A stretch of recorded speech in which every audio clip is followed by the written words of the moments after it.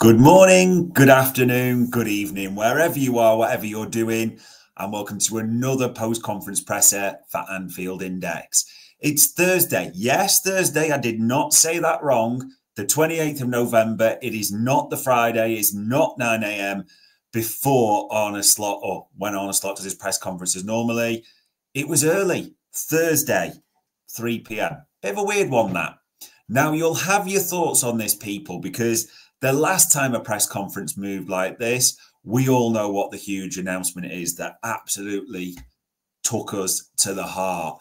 This one, we don't believe is anything like that, but you will have seen the rumours or the suggestions like me that there could be a Virgil van Dijk contract announcement. In simple terms, I don't know that to be a case. That's an absolute lie. I've heard rumours like you have, but I don't know. Also, as a few people have suggested, Arne Slot's family are in town. So it could actually just be that he wants to do that grocery shopping. He wants to spend more time with us. That could be completely believable as well. I know which one you would rather it was. We'll have to see what happens tomorrow, won't we?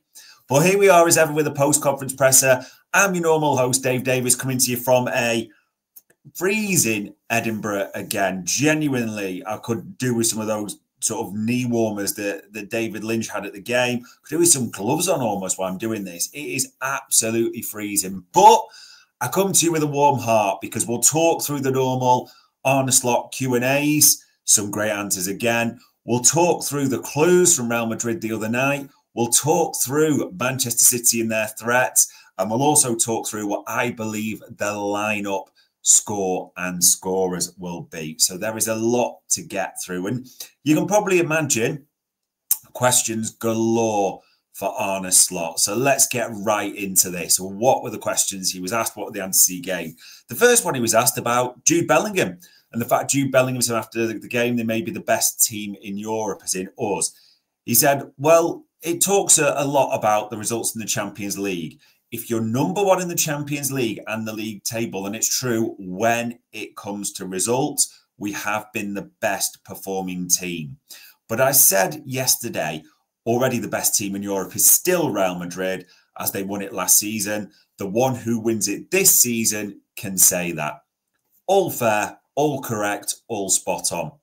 On form, at the moment, as the table says, we are the best team in Europe. We are top of the Champions League tree. 5 from 5, well ahead, pretty much now guaranteed qualification for the knockout round. And not just that, pretty much guaranteed qualification without having to go through a playoff and add 2 extra games on the docket, which is absolutely brilliant for us. No two ways about it. Top of the Premier League by some distance as well. So on form, you can easily make that argument, but I like what he said. No one's getting carried away. Real Madrid, you know, the before, and they turn it around and they win the big pots, don't they? So he's not forgetting that at all. Just refocuses, keeps the mind sharp as well. And again, let's see if we win it. It's all about getting your hands on big ears, getting your hands on the pots. That's what it's about for Liverpool Football Club. So I liked that answer. Now, I'm going to give you the injury situation because I know you all want that. And I'm going to give it you in 3 parts as well. All 3 parts put together, I think, is easiest, isn't it? So he was asked, first of all, about Konate, Bradley and last night. And you, like me, have probably heard or read all the suggestions on Twitter that quite a few people tweeting that Konate, not that bad. Bradley, hammy. So what did he say? He says, they're still being assessed, so let's wait and see. But it's never a good sign if players come off like they did. Connor had to take him off, and Ibu didn't walk off the pitch as he should have done and had that reception after such a fantastic game he played. That's not a good sign. So he's asked later, you know, are you ruling him out? He said, no. As I said, they're still being assessed. It's just so close after the game last night, and I've just come off the training pitch. We have to wait and see where we are this weekend and after that. And then the final question he was asked about Trent, will he be available? And he said, yes, he will. So we'll do it in reverse order. Great news that Trent's available. We kind of knew that. He was on the bench for Real, even though he didn't play a minute, but it's good just to get that confirmation. I am a bit sad the journos didn't use that time to ask about Chiesa as well, and Jota and Alisson, are they close? Maybe that was done purposely. Maybe as well, There is an embargo, that's quite clear. So there is breakout rooms. So maybe we'll see things in Friday's night's papers, Saturday night papers. Who knows? We'll have to see it if that comes through. Maybe it is. So I'm being a bit harsh there. Yeah, you hope the rumours are true, because Twitter and everywhere, X, social, whatever social media you use, was ablaze with it, wasn't it? That Ibu's not that bad and people were positive. Bradley is a hammy, and that Ibu may even be available for this game against City. So we will have to see. We are all hoping, praying, because he's just been so brilliant. Against Haaland, who we'll come to, you do ideally want both Ibu and VVD available. Fingers crossed on that one. Other questions he was asked about was, the gap and how big it is, and is this just big defining moment against one of your competitors? And he said, well, if you play all of your competitors, it's always an important moment, and that has so much not to do with points. These teams in the last few years have been very close to each other. So these games are very important. Like the ones against Arsenal, like the ones against Chelsea. These ones are always important only if you win against the other teams. So all the games are important to win for them and for us. Absolutely fair. Let's be completely honest. Well, they've been our dueling partner, and I know it's been a different managers and that type of thing, but City, they're always the ones you watch there or thereabouts. And Arsenal, who the fan base are a freaking nightmare, they are. But those are the teams that you've been watching. City, where is City? They've always been the main threat. And quite rightly, whatever we think about them, they've won the title 4 years in a row. So you're going to look at City's results at the moment, especially, no two ways about that. It is a defining moment, though. As he said, it does feel absolutely pivotal. This is the chance to go 11 points clear of Manchester City. That's the realistic chance. 11 at any time in the season is absolutely ginormous. And 11 starting December does feel pivotal. So he's absolutely right, but it depends about the other results at the same time as well. Then he was asked about, City's form. Does this make that easier or harder? And I thought he answered this well. He kind of laughed and said, if I think anyone in the last 8 or 9 years playing City home or away would say the word easy came to mind, and he had a bit of a giggle there. And he said, well, I did say easier, was the journalist come back. He said, well, easier inside or easy inside easier. I know everyone is looking at their results, but if you face them and analyse it, for example, against Brighton, they were 1-0 up and could have scored 2 or 3, but they didn't and go and get beaten 2-1. Against Tottenham, they could have been 2-0 up, but they didn't. And against Feyenoord, they were 3-0 up, completely dominated the game, but it finished 3-3. They're still a very, very, very good team. And one of the reasons I think Pep Guardiola is one of the best managers in the world is he always comes up for solutions for his problems. His problem now is that Rodri is out, but we all know, at least I think, he will come up with something that this run of form will go again. And he kind of clicked like that. Hopefully, though, after Sunday. I think he's absolutely spot on with this. That it'll be easy to go, City, this is going to be so difficult. City is still a top team. There are still top players like Haaland, Bernardo, Silva, as much as a little rat, going to take that pitch. There's no two ways about it. They are still threatening. They still have quality players in positions who can just do things or just make moments of magic. And also, he is right. Brighton, that game changed when Baleba came on, didn't it, for them? But it could have gone a different way. And he's completely right. I watched that City Spurs game. It was not an outright hammering by any means. City could have been 2-0 up inside those first 20, 25 minutes. It just didn't. And then obviously everything unfolded and it got worse as the game went on. So I think he's right in what he said here. He is quite clearly trying to steal the mind, Arne Slot. He was also asked an interesting question about the intensity last night and yellow cards and that type of thing, whether they just have to watch that for Sunday. He said, well, if you have one yellow, you need to watch out for the next one. But if you look at the 3 of those, one was Ryan Gravenberch, who made this simple tackle, but did a gesture, and refs are keen to give yellows for that. And the first 2 fouls that we made, he also gave yellows for. So these games have to be on, or you have to be on top of your game, in every aspect. And sometimes with that intensity, it can lead to a yellow card. If you received one, you have to be smart. And that's what I saw with Ryan. And the one with Darwin conceded was also set piece, and the ref found it necessary to give a yellow card. Maybe and I should have said this. I missed this out at the start. Said the journalist referenced Curtis's gesture of sort of using your mind. He said, maybe we need to ask Curtis. Maybe it was being about the ball, but maybe with the ball as well, we'd be a bit more calm. And we did that in the second half, which led to 2 goals. Yeah. You were a bit worried about Núñez. You always are a bit worried, sort of scared a bit with Darwin. Maybe that's too strong. Worried. Yeah, we'll stick with worried with Darwin Núñez, aren't we? When he gets a yellow and you can see he's running around. He did pull out a challenge a few times, which is absolutely great to see. The ref was terrible. You can see now the game's gone. It's not going to look like bitter grapes. The ref was absolutely horrendous. Just throwing out yellow cards and not giving it to them. There was a real lack of consistency, wasn't there? So, yeah, that's maybe for a different time, but I don't think we have anything to worry about in that regard. A good question, I think he was asked about, have your injuries been underplayed?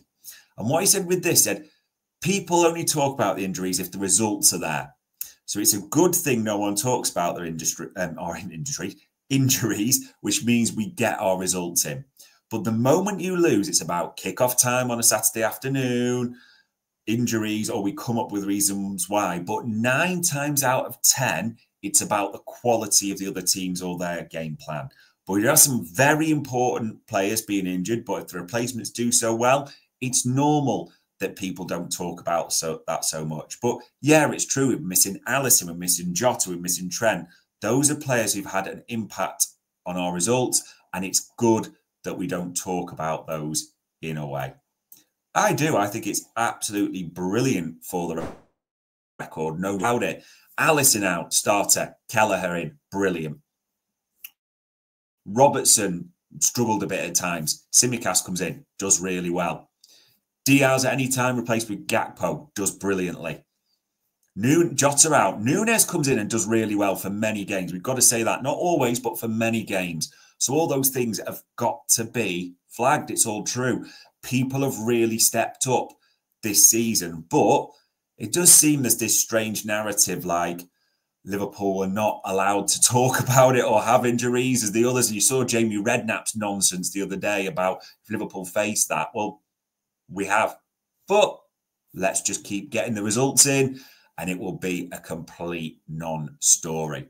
He was also asked a question about Kelleher, which I think he helped the journalist out because we've had this question so many times about Kelleher, but he linked it to the other members of the squad, which I really liked, actually. He said, Kelleher's happy being the number one. What about not being number one? So his long-term future. He said, I expect every player to want to be the number one, not only in the goalkeeper position, but in every position. It's up to every player if they can accept this role. It's far too early to talk about what could happen next season. And I want every player to want to play the next game. It would have been wrong if he'd said, I'd like to be on the bench today. That's completely normal with him and others, but it's always about attitude if they don't play. It's always been about attitude if he doesn't play, but also like Maka and Lucho, who were outstanding last Sunday when they weren't selected, but then really strong yesterday. I've seen the same with Szoboszlai and Gakpo, so they have that eagerness to play because both of those didn't start yesterday, did they? But if they don't start, they need to act in a normal way. I think this is absolutely important. He's very much kind of, in a matter of fact, it's the team game. You will not play every game to a lot of top players, but you are expected, and quite rightly, to show the right attitude. And if you do get on the pitch, do the business. I think we're seeing that. That is something I think that's maybe a bit unheralded this season. We've talked before about the step-ups and the likes of Tsimikas, Kelleher, Bradley last night, Joe Gomez at times. All these players have stepped up and done brilliantly, which to me is a sign of an elite coach. It really is. Don't get that goal. I think that's a real trait that is maybe being, I wouldn't say ignored, but missed a little bit with Arne slot. But also, there's no hint of any issues. If a first team is out for a few games, they come back in, bang, they do the business. You almost forget at the start of the season, now, Nunes and Gakpo just weren't playing when there wasn't much rotation, was there? But back in, bang, doing the business. That is what we're liking across the board from this squad. And the final question I'll mention that he was asked about was, City, and it was a great question again. Shout out to Mo Stewart. He always does his research, always thinks about these questions. So good. Asked about City concede some goals, and he gave the stats late in games, but you don't. What do you think the difference is there? And he said, not played Tottenham yet, which drew a laugh, as they're a good team with a good playing style. It depends on circumstances. Them conceding 3 goals against Feyenoord had a lot to do with the substitutions they made and just being extremely unlucky. During a season, these things can happen to every single team. We've seen this with Arsenal and Odegaard, with Rodri out, and it didn't help City. I hope we don't face the same problems, but if it does, we have to make sure it doesn't hurt us as much. Again, completely correct. That it can happen that you've got to be switched on till the end, but you've seen this. We have that strong structure. We are keeping clean sheets. And by the way, we're keeping clean sheets as in Europe against the likes of Bayer Leverkusen, Real Madrid. These are top teams. Let's not sort of mistake that, change that narrative at all. Yes, we conceded a few against Southampton, but I think, to be fair, you've got to give the boys a bit of a break on that in terms of they're just back from the international break. That was ideally about winning and not conceding. All those things you are seeing, absolutely brilliant at the moment. No two ways about it. You've got to be really happy. So last night, we always talk about the lessons learned. 2-0, an absolute 2-0 pumping. We absolutely dominated them in the second half of the champions of Europe. So many great players on that pitch. Let's not get it mixed up, whether you talk about they're in great form and the setup, but Mbappe, Bellingham, Modric, he's still unbelievable, isn't he, even at his age? Camavinga. They've still got brilliant players. Let's not get that twisted for one single second. And we were well worth the victory. Brilliant performances. Players shining like Curtis Jones, a European elite midfielder. McAllister just reminding everyone how good he is, just in case they'd forgotten when he's had his knock recently. Konate Bradley, a tackle that absolutely rattled the ancestors of Kylian Mbappe. That's how good that was. And I was at that ground. It just lit the touch paper for everything. That was just brilliant. And all round an assist, could have nearly had a goal as well, but smart play at times. So good from him. Kelleher bails Robertson out a little bit with the penalty. A great save there from Mbappe. And also late on saves from Brahim, I think it was. So there's so many good performances. And the great thing is, as David Lynch mentioned on the podcast previously, 3 from the academy. It's just so good. But also, I would say to Real Madrid, which will link into my subs, the score and scorers, the lineup part. Look who maybe came off. I don't know. Curtis Jones came off very late with only 10 or so to go. So there's that. Darwin Núñez came off, which I think is telling, which I'll come to as well. So yeah. So, we talked about Real Madrid quite a lot. So if you haven't seen it, we did Media Matters earlier. Definitely have a watch of that for a full review. And this one, ladies and gents, and just to be clear, I am not for 1 second in the camp of, be scared or anything like that. City are hurt. City need to be like the shark in the water. Go and get them. Simple as that. Kill this off. Stamp on the throat. You do what you need to do. You can't have mercy or anything like that in this. You have to use every tool available to you. And we have to press. We have to harry. We have to show that they are absolutely goosed, some of those players, and their just legs aren't there anymore. But with that at the same time, and as I'll show you here, don't just think this is an easy give me. Yes, they are 8 points behind, but they are second in the league. They've still won 7. I know people are going to focus on the last losses and obviously the Champions League, but these are still a deadly team. They still have 22 goals, only a couple away from us. They're right up there.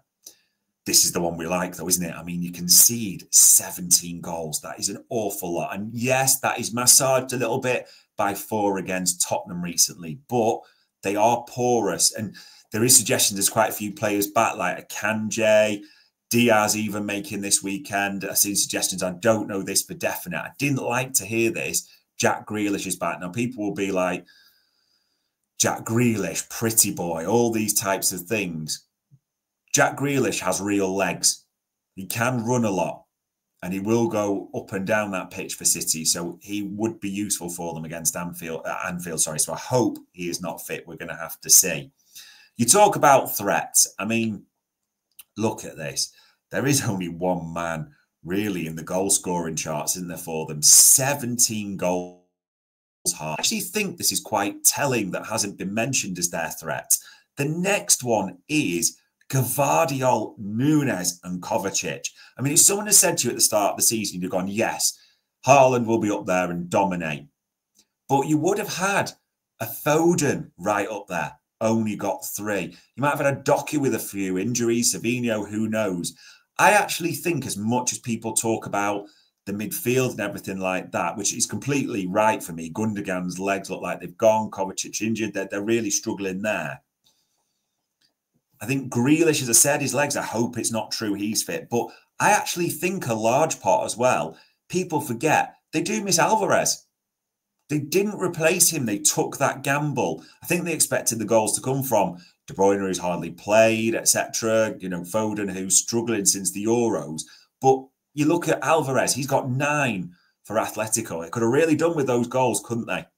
And he didn't always just play as a 9, Alvarez as well, quite often behind, drop deeper. I think they could have done with his legs at the same time as well. So the reason I'm saying all this is, yes, it's easy. There's one key threat to deal with, but don't just look at these and think they can't bounce back. Foden's got the ability to turn it on at any time. So, yeah, it will be interesting to see where they are, but I am not ignoring the threats that City bring for 1 single second. Which brings us to the final one, ladies and gents, doesn't it? The lineup, score, and spreads. And you're going to call me a cop-out here, but it all depends if Konate's fit. Let's be honest. If Ibu is fit, Ibu starts. You want Ibu up against Haaland with Van Dijk. Trent's back as well. He goes straight back into that starting lineup. Obviously, and even if Conor Bradley didn't have the hammy issues that he's got, he would do anyway. Trent's had a brilliant season. So here's how I think it will go. We didn't get any Alisson news, and maybe it's going to come in the breakout, so I can't really swither. I've got to go Kelleher, and I'm not afraid of that at all. Just to be clear, though, Alisson fit, Alisson starts. The best keeper in the world should always start. End of story. But Kelleher, Trent at right back, Robbo at left back. I know some people will be making the case for Joe Gomez, but if Konate's not fit, then it's going to be Gomez.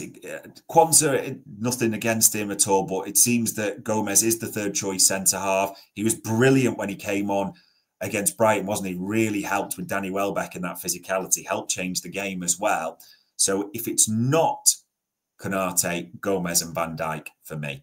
Midfield, Gravenberch and McAllister. Grav started every Champions League game, Premier League game, that's obvious. McAllister, brilliant the other night. And I think it helps. He's had that, not full rest, but came on late against Southampton. I think that's important to say. So that's something to consider. The third midfield spot, I think Szoboszlai. Curtis Jones was sensational against Real Madrid. So it would not surprise me, just to be clear, it does. But he came off on 83 minutes for Szoboszlai. There is a part of me does think that Szoboszlai's been saved on the basis of he's going to run his absolute nuts off and press and almost try and bleed Gundogan's feet into submission, that type of thing. So I do think he will press, harry, You don't know who will play City's midfield, but that is what I think he is there for. I could be wrong. And listen, when I say that, it would not surprise me remotely if he's already thinking, no, I want to keep Jones in for this, get him to a certain point, bring him off. Szoboszlai to really push hard and finish the game, and Szoboszlai to start against Newcastle. That would not surprise me at the same time. But for this, I do think Szoboszlai will start. Which brings me to the forward line. We all know Salah's going to start. That's obvious. Middle, Darwin Núñez came off just around an hour, didn't he? I do think it will be Darwin in the middle. Salah right, Darwin in the middle. I think it will be Luis Diaz. Luis Diaz has a great record against Manchester City. I know came on the off the bench. Sorry, off the bench, scores a goal, no doubts about it at all. So you make that case. I just get the feeling though it will be Diaz. That's what people. And again, this is subject to the whole Konate. If Konate's fit, he starts. But Kelleher, Trent, Robbo, Gomez to come on if Konate is fit at some point. Konate, Virgil, if he's not fit, it's going to be Joe Gomez there. Gravmak, Szoboszlai, I think. Núñez, Salah, Diaz for me. That is what I believe. Whatever happens, and you do hope Konate's fit, don't get me wrong, but for the midfield and forward options, there is going to be one great option on both. Harvey Elliott's still not played since he's been back. It's hard to see him getting in. You know, there's so many reasons to be confident. We await City team news. Hope there's a few almost not back for them. That, you know, there's nothing wrong with saying that at all. But listen, I'm going to Anfield on Sunday. I cannot. It was electric again against Real Madrid. And that has just been, in a great way, the perfect routine. I don't suspect, and Slot didn't need to ask. He knows he won't need to. He knows it'll be dark under the lights. It'll be cold. We're trying to keep ourselves warm anyway. But we are ready to, everyone, the players and the fans in that stadium, get after Manchester City. Yeah, there is blood. It is the time to pounce. There's no two ways about it. They are struggling a bit. Put the foot on the neck and really make an 11-point gap. I mean, that sounds erotic to say, doesn't it? That you could be 11 points clear in December of Manchester City. But on Thursday, the 28th of November, that's what we're looking for. This was another post-conference presser for Anfield Index.